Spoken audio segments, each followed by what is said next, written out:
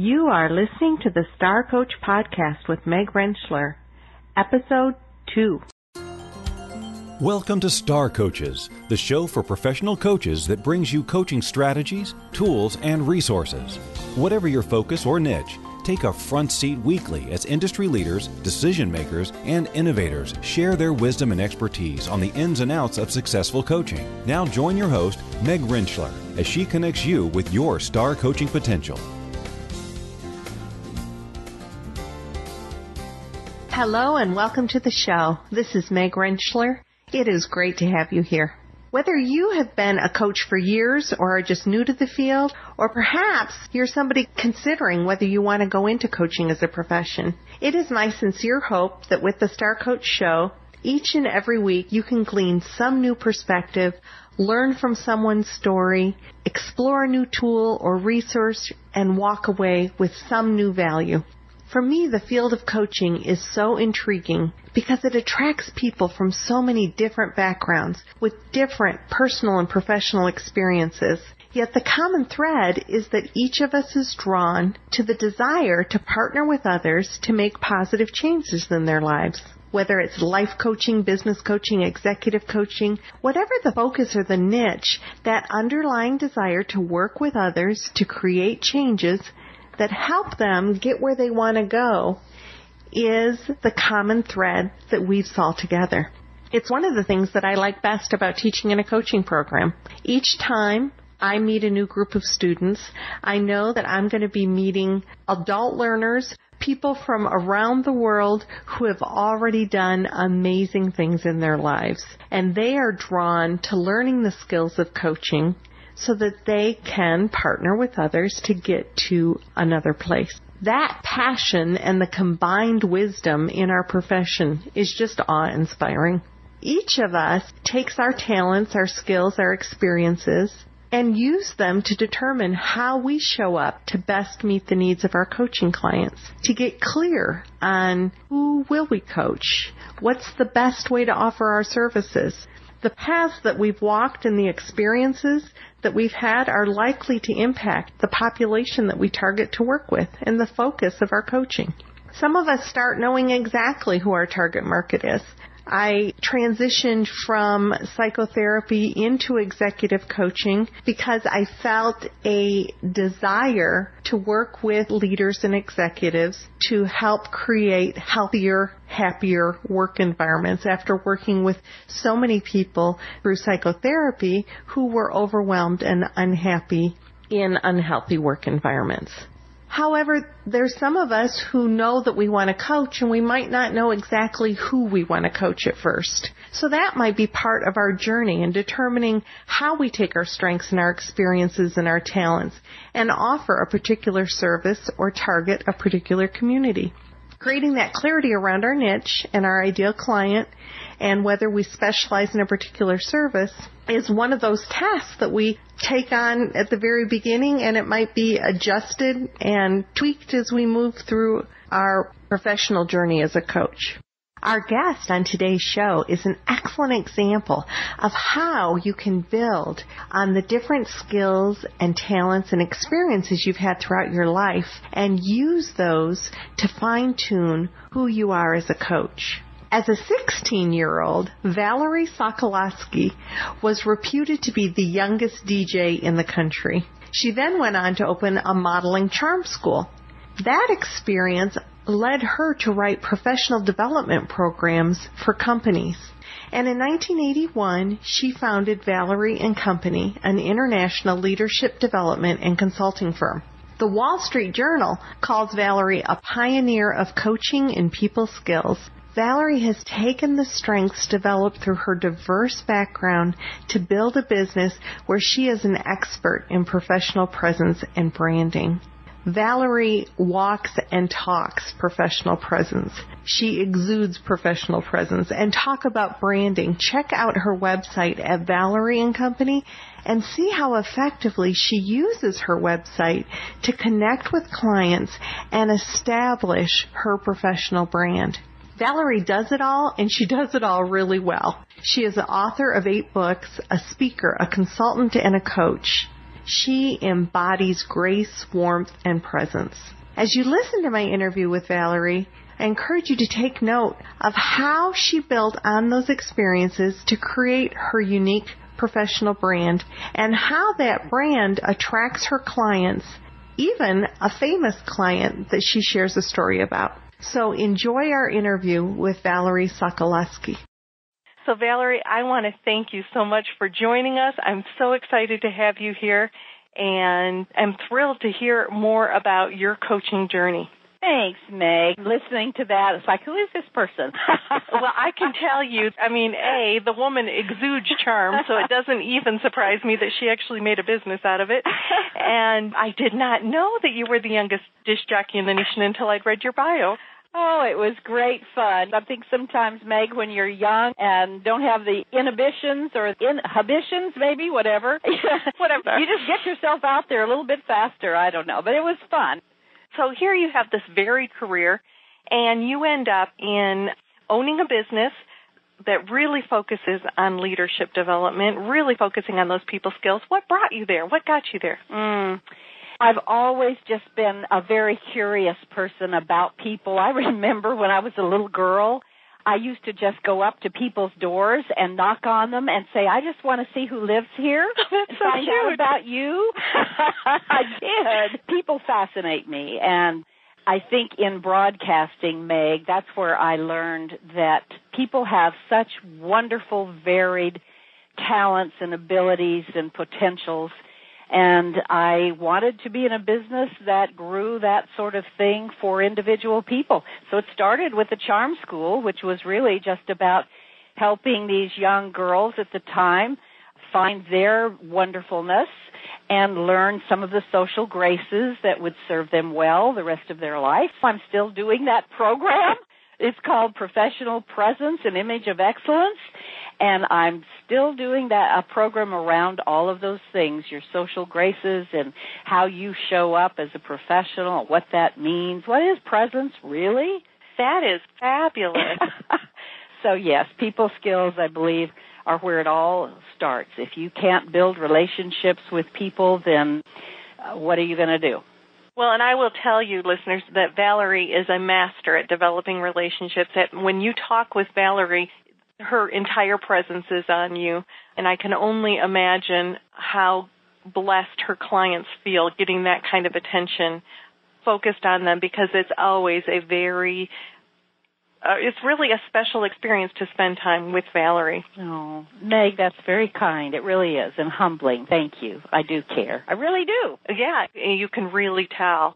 So you go from a charm school, and now you have this international company, both consulting and coaching.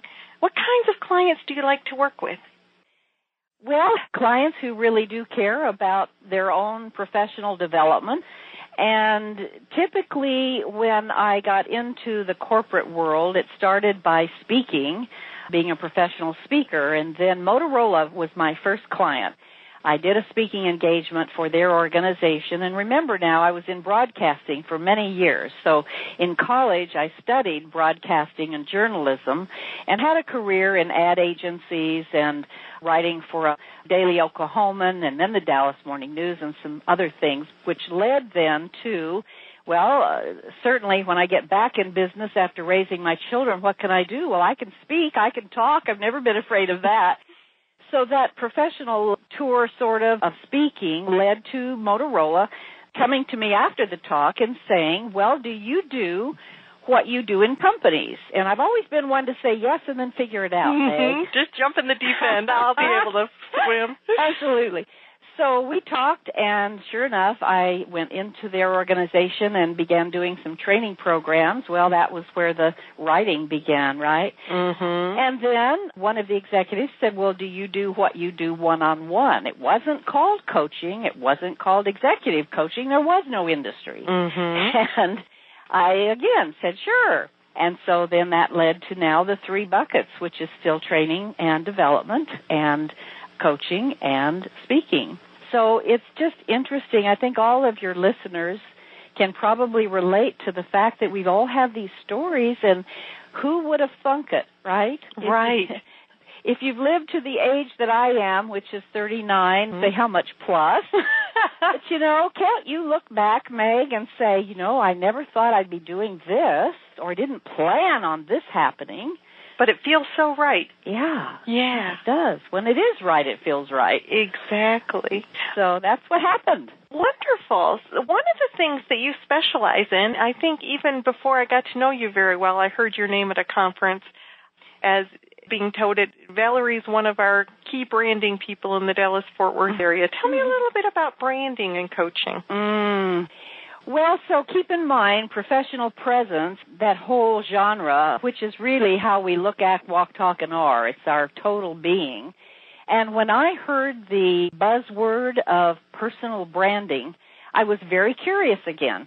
And I heard about a particular man who had sort of started a company. It's now Reach is the organization, and he had only started it a couple of years before that.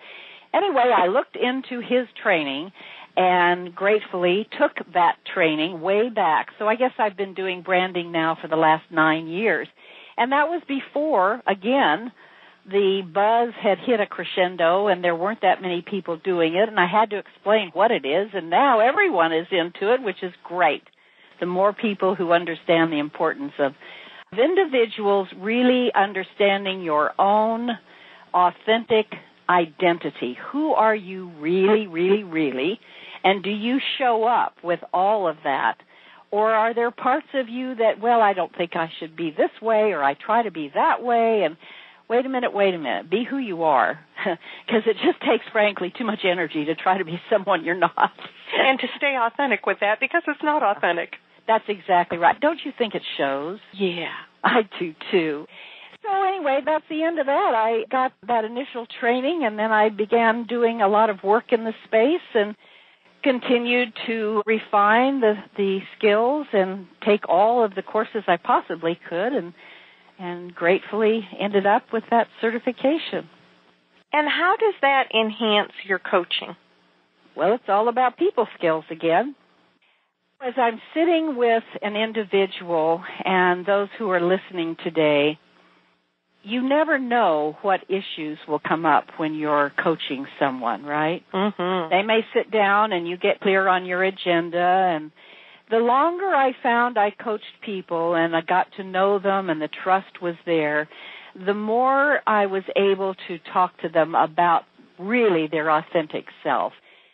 And so there are bits and pieces and parts of all of that personal branding process that I take companies through that as they're needed, that's the tool I can pull out and plug in. It's no different, Meg, than all of your wonderful background that you have that I'm sure serves you well in your coaching now, too. Mm-hmm. So I think we bring to the table our experiences and our tools and our resources and our everything we have that we can share with our clients, and this is just a very big part of it, I think.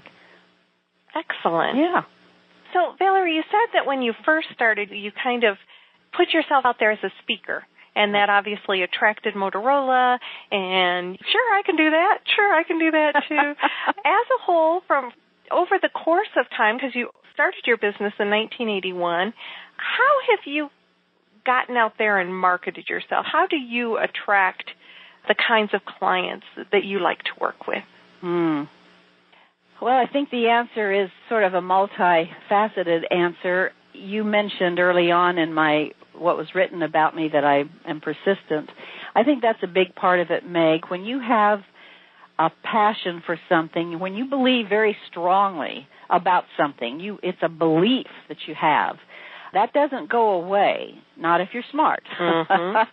And so I remember, as an example, early in my career, I had a couple of colleagues who were in training and development, and they said, Valerie, companies will never pay for soft skills. They'll never pay for people skills. People are supposed to know that.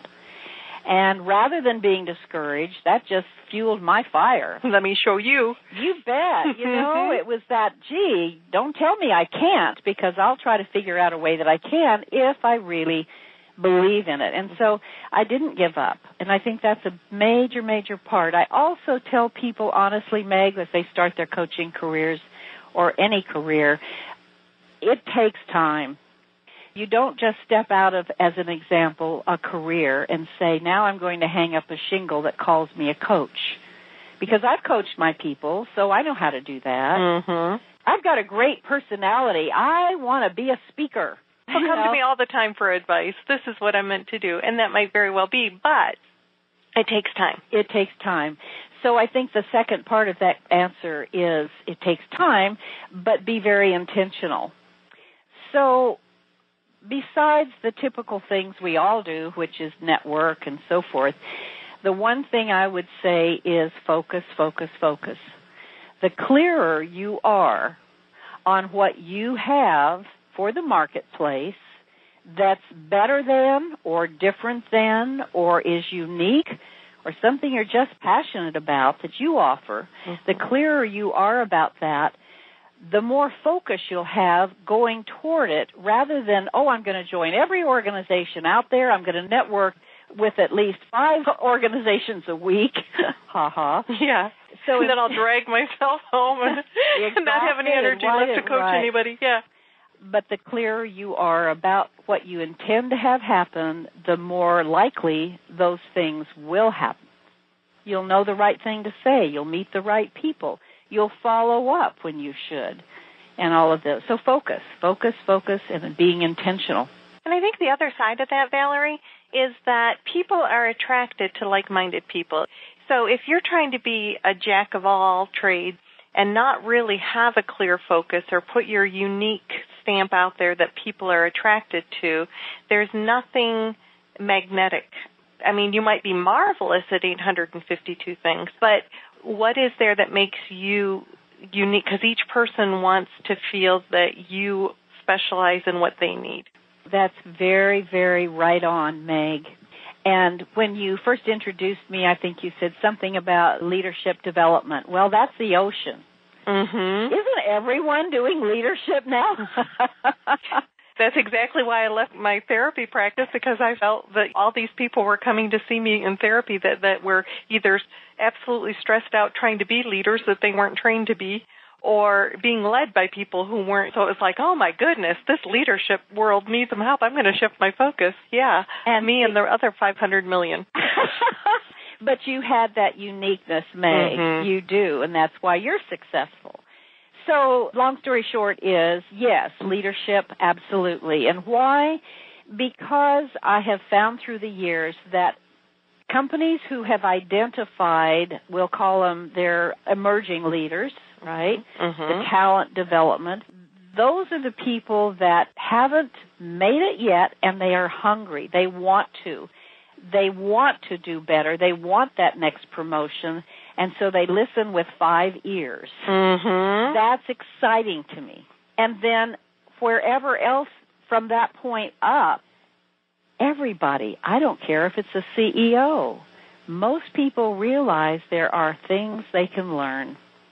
So that's sort of what happened in my career. It just sort of began to be, will you coach this person, that person, whatever, and frankly, those are the people that companies spend money on.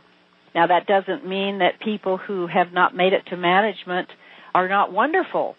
It's just that my particular career took me there. And that happens, I think, to all of us, too. Where do you end up? What's your sweet spot? So that would be another thing to be clear about. So clearly, I say emerging and leaders who are there. Mm-hmm. The other thing that really stands out to me from what you just said is that by you being willing to go in there and work with the people that they asked you to work with and really bring value to those people, the value spoke for itself. And then other people say, I want what she's got. I want some of what Valerie's given out. And whether it's far up the ladder, you continue to show the value that you could bring and used your passion and your belief in what you do, and that's contagious. Well, it is. Attitude is sure contagious. And I think the other part is that since my niche is professional presence, part of what that means, Meg, is I do help people with how they look, because your presence starts with How do people perceive you the minute you walk in the room? Right, before you even open your mouth. That's correct. And so it's easy to immediately see some results when I have helped someone with how they present themselves visually, how they walk in the room, how they communicate, what they wear, absolutely, what they wear. Do they have a current hairstyle, man or woman? Mm-hmm. Are their shoes polished? It's those little things that make such a difference. And so again, because that's my niche, oftentimes that's what companies will hire me for, to say this person needs presence. What they're really saying is they need some image work. Mm-hmm. And then, boy, all the other things, when you know that you are presenting yourself and showing up professionally, you look great, you feel great, your attitude's good, then that raises productivity. Oh, yeah, confidence and productivity, and how exciting. I can even hear in your voice. It's almost like when you're talking, I can see that you've got people in your mind's eye really? that's happened with. Yeah, and you're like, you're still excited for them. I can just kind of see people marching through your mind. Oh, that's good to know. Yeah. So that kind of answers in a way, but I'm going to still kind of put this out there. The next question I had for you was, how do you and the companies you work with really kind of measure the return on their investment, what they get from working with Valerie? I wish there were a magic bullet answer on that one that we're That's all, a toughie. Yeah, that we're all looking for. I think companies are getting smarter, frankly, in finding ways to measure coaching, whatever the coaching is. The simplistic answer, Meg, is you have some track record of where that, let's take an individual person, where that person has been and is, in other words, current state, when they come to you. And after whatever period of time, and this has to be agreed upon in the coaching proposal, doesn't it? Mm-hmm. What are agreed upon outcomes that the company is looking for that you say you can deliver? And then at midpoint of the engagement, for me anyway, and the end point, we review those things and we make sure that we're on track, that behaviors are being changed and observed, that productivity is raising, that teams are getting more cohesive and collaborative, whatever it is that is the scope of work. If it is identified at the beginning and agreed upon both by the coachee and the company, then it's usually a fairly straightforward conversation to say, we made the mark, here's what we have seen. Does it relate to numbers? Not always. But what attitudes and behaviors and all of that sort of thing certainly reflect in numbers at some point. Oh, and satisfied people and confident people, definitely. It feeds into culture, if nothing else, but certainly my bet is it's going to definitely feed into that bottom line, even if there's not a direct line. I'll tell you a quick, wonderful story. Oh, I was just going to ask for a story. Good. Just came into my head, so I'll spit it out for what it's worth, Meg. I was honored and grateful, and I really mean this, humbled, to have this summer done this very work for Emmett Smith's company. Oh, yes. For those of you outside of the Dallas area, Emmett Smith is a Hall of Fame cowboy. Yep, NFL Hall of Famer and won Dancing with the Stars. That's right, he did. Just seems like the nicest person. I've not had the honor of meeting him, but he just seems very genuine. And he is. That is exactly what I'm going to say. He is everything that he exudes himself to be. Well, anyway, so he hired me to do professional presence and image of excellence. And I began the program. It's a full-day program that starts around 1 o'clock, and it goes through dinner because we do talk about how you communicate effectively over meals. And people have to do that, don't they? Yes, and hopefully with leaving food in, yes. Hopefully, yes, without any embarrassing issues, yes. So in walks Emmett as I first started, and he just kind of walked to the front of the room and sat down in the side of the room and said, I'm just going to watch a little bit. Well, he stayed the whole rest of the time, so we were together about 8 hours. So here he was with his team, and at the end of the evening, after dinner, and I had an opportunity to sit with him part of the time at dinner and hear some of his stories, he got up and he left. He had to leave, and he excused himself, and he raised his wine glass, and he gave a lovely toast to me, which I'll always remember, and then he gave a toast to his team, and here's what he said. He said, I am so appreciative that you all came and stayed this whole time to learn the things that you've learned today and that I learned today. And he said, I want you to take these things seriously because the business that we have, no matter what business anyone is in, but our business is all about building relationships. And in order to do that, we have to connect with other people. And so don't take any of this lightly. Pay attention and reflect on what you've learned because you'll be better for it. And here's how he ended it. And I want you to know I got your back. Oh, how Quote, neat. Unquote. Oh, wow. That brings tears to the eyes. Well, he's real. He's just real. That is a fabulous story. Thank you for sharing. You're welcome. So you write, you speak, you consult, you coach. You do it all. What do you enjoy the most? I don't do windows. Well, doggone. I guess I'm going to have to cancel my plans for you. Meg, I'll answer that just quickly and to say all of it. I really do. All three things, whether it's in front of an audience speaking or going into a company with a training program or sitting one-on-one with someone doing coaching or group coaching. To me, it's all the same. It's just an honor to have the privilege to have a business doing something that I love so much. I can't ever imagine retiring, ever. Well, I would be very sad because the world needs you. And so you're not allowed. You'll have to go through quite a process. If you even think that you want to retire, you'll have to get that passed through several people. Yeah, well, I'll call you if it ever hits my mind, okay. But I don't think it will. You'll need to. Well, I know that we're running down on time, but I am curious if you could take just a minute to tell us a little bit about your book, Monday Morning Leadership for Women. Thank you. That was a fun book to write because, first of all, I thought back of all the years I've worked in companies, what might be the 8 top topics that leaders over and over and over again want to know more about, want to get better at. And I wrote the book to be a format that is a mentor, a young woman who's needing some mentorship, meets a woman who's been there, done it, top of her game. So the story is these two women talking back and forth during 8 Monday morning, and it's got 2 coffee cups on the front cover. Oh, how neat. They meet at, where do we meet? Starbucks, right? But of course. So every Monday morning for 8 weeks, this mentor agrees to meet the mentee and discuss what issues that she has had the previous week. And so as I wrote it, seriously, I'd be talking to myself as the mentor, and then I'd be talking to myself as the mentee. And so there's humor in the book, but it's a lot of fun. And it also is very succinctly outlined at the end of each chapter.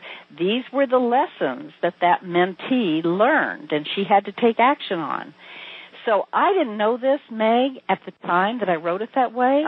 But because of that format, here's a tip for those of you who think you might want to write a book. Because of that format, companies actually are using the book in mentor programs because it's an easy 8-week format. Lessons. And how neat. You didn't kind of head out with that intention, but you brought this incredible tool. Once again, when we stay passionate, when we stay true to our message, the value just can't be hidden. Well, that was really fun. And then Do It Right. Those are the two. I was going to say, tell me, what are we doing right in Do It Right? Well, you're doing a lot right, by the way. I know you offline, too. Do It Right is simply an updated book of what got me a lot of traction in the business etiquette field. My first book was called Corporate Protocol.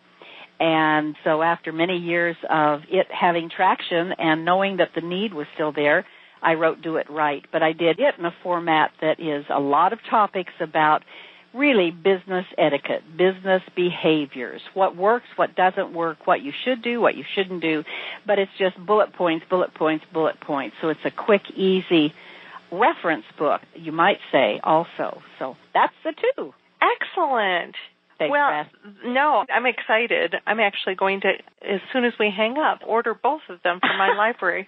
So anything else, Valerie, that you would like, any word of wisdom or final thought that you might have to share with the audience today? The final thought I would have, Meg, is probably one that you and I have talked about, is keep learning.